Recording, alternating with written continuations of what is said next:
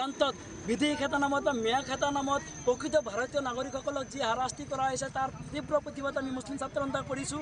আজি চাওক অসমত প্ৰকৃত ভাৰতীয় নাগৰিকসকল সুৰক্ষিত নহয়। গতিকে এখন জিলাৰ পৰা আন এখন জিলালৈ কৰ্মসূত্ৰে যোৱা সাধাৰণ শ্ৰমিকসকলক অত্যাচাৰ কৰাৰ অধিকাৰ বিজেপিৰ বৰমূৰীয়াসকলে ক'ত পালে? আজি উজনিৰ এজন বিজেপিৰ নেতাৰ নেতৃত্বত এই বৰপেটা গোৱালপাৰাৰ পৰা কাম কৰিবলৈ যোৱা সাধাৰণ শ্ৰমিকসকলক অত্যাচাৰ কৰা পৰিলক্ষিত হয়। ইয়াক আমি মুছলিম ছাত্ৰ সন্থাই তীব্ৰভাৱে গৰিহণা দিছোঁ।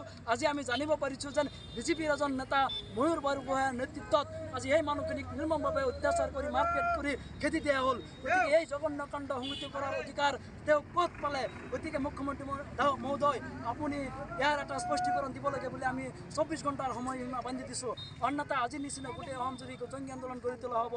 লগতে আমি স্মাৰ্ট মিটাৰৰ জৰিয়তে অসমৰ ৰাইজক কিন্তু আপোনালোকে বহুত কষ্ট দি আছে। এই স্মাৰ্ট মিটাৰ কোনো পধ্যেই গ্ৰহণযোগ্য নহয়। কাৰণ যিজন ব্যক্তিৰ ঘৰৰ কাৰেণ্টৰ বিল যদি 500 টকা আহিছিলে, আজি এই কোনোবা মানুহৰ বিল 2000-5000 টকা অহা পৰিলক্ষিত কৰিম। এই ৰাইজক যাতে স্মাৰ্ট মিটাৰ কোনো পধ্যেই গ্ৰহণ নকৰে আৰু লগাবলৈ নিদিয়ে, কাৰণ ৰাইজৰ উদ্যোগ কোনো নহয়। গতিকে আমি অসমৰ মুখ্যমন্ত্ৰীক আহ্বান জনাম, আজি আপোনালোকে উচ্ছেদ কৰিছে কিন্তু উচ্ছেদিত লোকসকলৰ কোনো ধৰণৰ পুনঃসংস্থাপন ব্যৱস্থা কৰা নাই।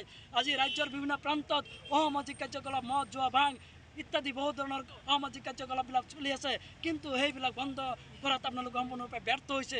গতিকে এই ক্ষেত্ৰত আপোনালোকৰ দৃষ্টান্তমূলক ভূমিকা আমি গ্ৰহণ কৰিবলৈ আমি দাবী জনাইছোঁ। লগতে ড্ৰাগছৰ লগত জড়িত মাফিয়াসকলক কাৰায়ত্ব কৰা আমি আহ্বান জনাইছোঁ। নিৰ্যাতনকাৰী হুঁচিয়াৰ, ড্ৰাগছ বেপাৰী হুঁচিয়াৰ, বাল্য বিবাহ বন্ধ কৰক,